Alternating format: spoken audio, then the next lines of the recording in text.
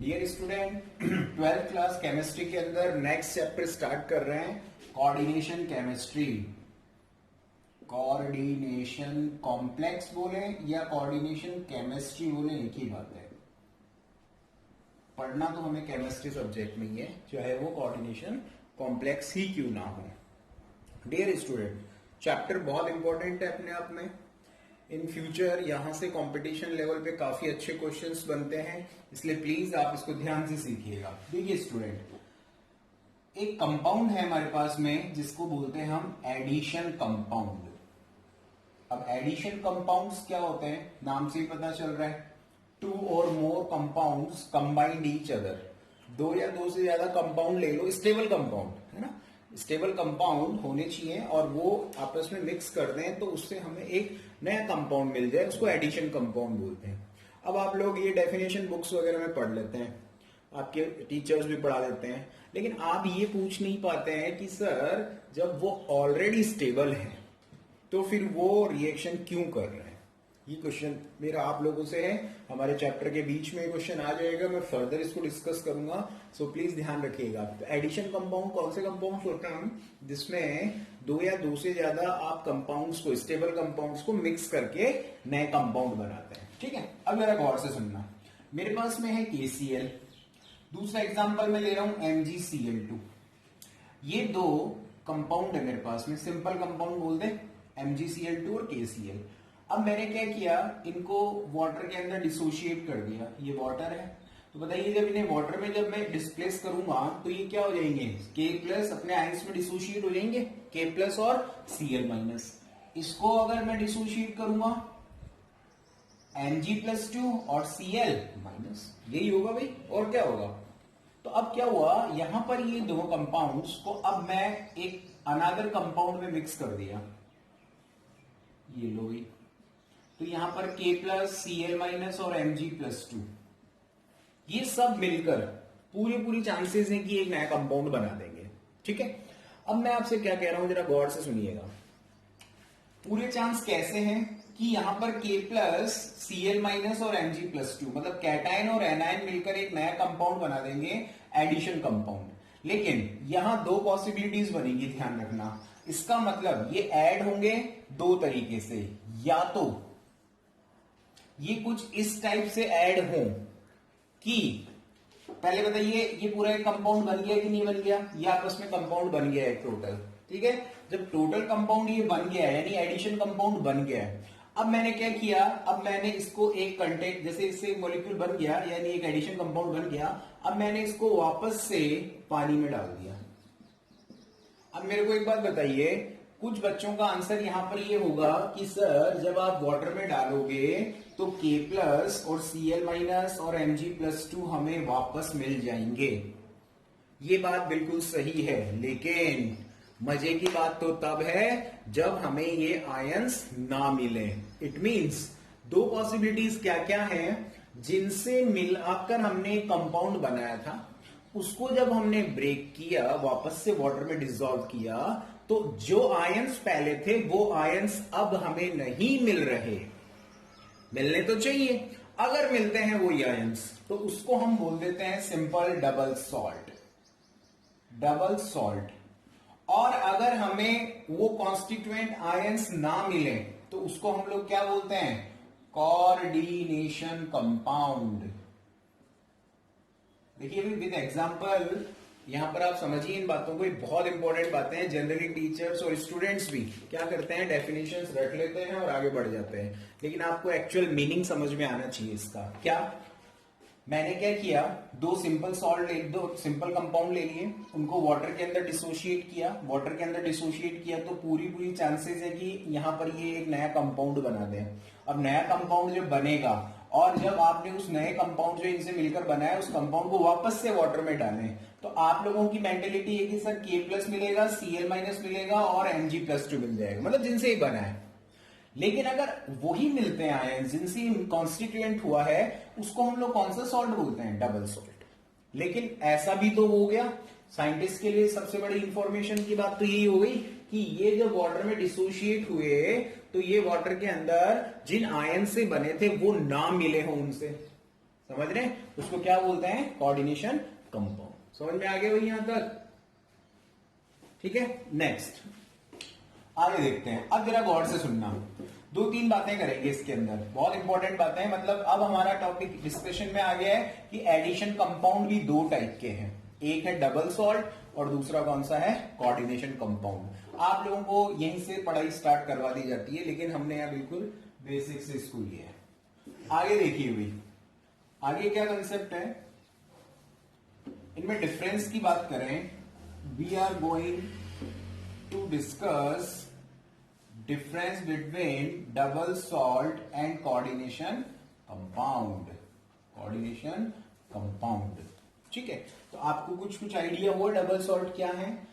वो अपनी आइडेंटिटी को क्या कर दिए हैं? लॉस कर दिए हैं। तो यहां पर फर्स्ट डिफरेंस की अगर हम बात करें तो फर्स्ट डिफरेंस ये है, after dissolve in water they lose their identity, they lose their identity को क्या कर दिया इन्होंने? लॉस कर दिया। क्योंकि जिनसे ये जो कंपाउंड बना था वो सिंपल सा अब हमें नहीं मिला, वो आयंस में क्या हो गया? डिसोसिएट हो गया, तो नए आयंस मिल गए। लेकिन इन्होंने अपनी आइडेंटिटी को रिटेन रखा है, वैसा का वैसा ही रखा है, चेंज नहीं होने दिया। तो दोनों में difference, first difference. Second difference की बात करते हैं, तो आप लिख लेना इसको, they lose their identity when dissolve in water and they retain their identity when dissolve in water. Now we are going to discuss second point, they show, या ऐसा बोले, इन दीज कंपाउंड, अच्छे से लिख लेते हैं इसको थोड़ा, in these compound metal ion shows their valency, ordinary valency या जो इसकी नॉर्मल वैलेंसी होती है। मतलब क्या है, जैसे आपने K प्लस और Cl माइनस को गेन किया, ऑब्टेन किया, तो वहां पर सिंपल से आपको दो चार्ज मिल गए, K प्लस। तो क्लोरीन की ऑर्डिनरी वैलेंसी क्या है? -1। पोटेशियम की क्या है? +1। तो आप लोगों को जो मेटल आयन है उनकी ऑर्डिनरी वैलेंसी ऑब्टेन होती है। लेकिन कॉम्प्लेक्स कंपाउंड या कोऑर्डिनेशन कंपाउंड के अंदर दो टाइप की वैलेंसी ऑब्टेन होती है। तो ध्यान पे लिख लेना, in these compounds metal ion shows two type of valency. ये वेरी इंपॉर्टेंट है। फर्स्ट है प्राइमरी वैलेंसी और सेकंड कौन सी होगी भाई? Secondary valency. तो प्राइमरी वैलेंसी और सेकेंडरी वैलेंसी को हम लोग पढ़ेंगे नेक्स्ट लेक्चर के अंदर, जिसका नाम होगा Warner theory. Warner theory complex compound के स्ट्रक्चर को डिफाइन करने का सबसे बेस्ट तो नहीं बोलेंगे, सबसे फर्स्ट थ्योरी थी। ठीक है, तो यहां पर दो अपने जो डिफरेंस पड़े हैं वो ध्यान रखिएगा। इनकी वैलेंसी क्या है भाई? नॉर्मल वैलेंसी शो करेंगी मेटल आयंस। इनमें जो मेटल साइंस होंगी वो दो टाइप की वैलेंसी शो करती है, प्राइमरी और सेकेंडरी। दो डिफरेंस समझ में आ गए। नाउ थर्ड डिफरेंस डिस्कस करते हैं, आप इन्हें नोट कर लीजिएगा। थर्ड डिफरेंस देखिए, दे गेव, अच्छा ये कंप्लीटली डिसोशिएट हो गए, आयंस मिल गए। तो बताइए इनके आयंस पॉजिटिव टेस्ट देंगे कि नहीं देंगे? ऑब्वियसली देंगे भाई। K प्लस जो है वो मिल गया आप लोगों को, अपने आयंस में मिल गया, तो जब आप इसका टेस्ट करेंगे तो इनके टेस्ट पॉजिटिव आएंगे। तो सीधा सा लिख दो, they gave positive ion test. इनके जो आयंस होंगे ना, आयंस, वो कैसा टेस्ट देंगे आपको? पॉजिटिव। और उनमें तो डिसोसिएशन हुआ ही नहीं है, तो वो तो नेगेटिव करेंगे। सिंपल सा कंसेप्ट है। चलो भाई, ये तीन डिफरेंस। फोर्थ डिफरेंस की बात हम अगर करें तो फोर्थ डिफरेंस बहुत सिंपल है।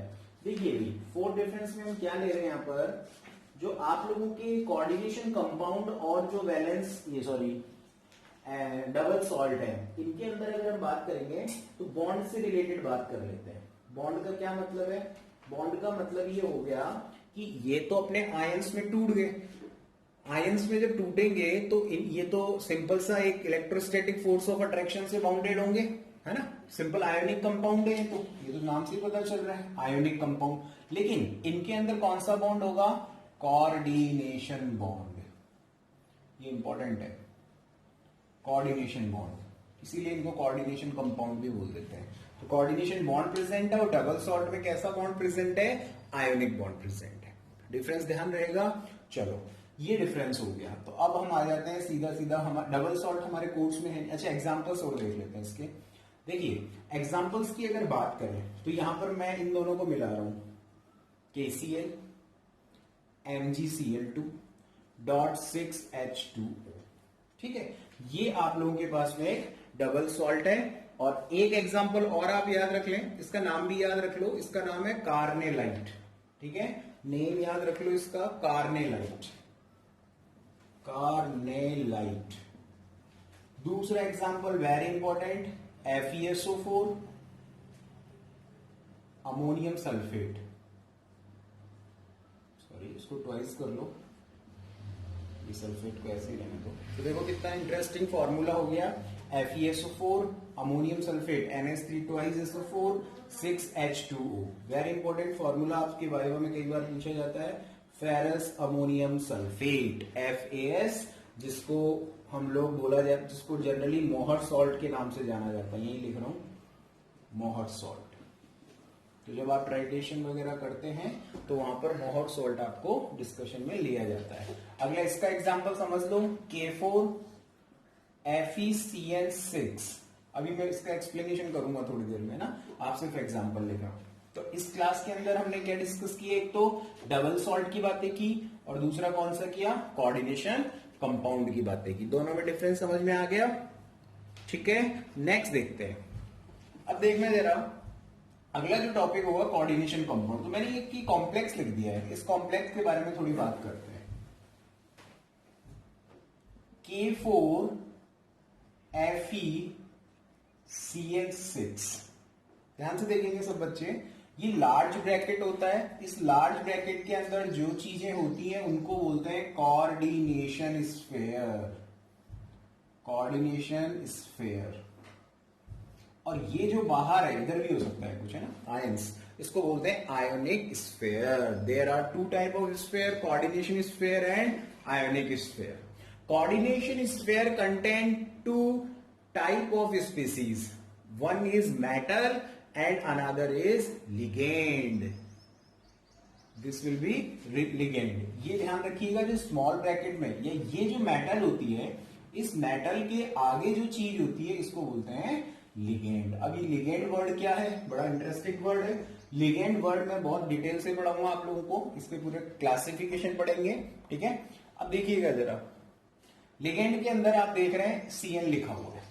ये Cn इस मेटल को अपने लॉन पेयर डोनेट कर रहा है, और कौन सा बॉन्ड बना रहा है, कोऑर्डिनेशन बॉन्ड बना रहा है या कोऑर्डिनेट बॉन्ड बना रहा है, ठीक है।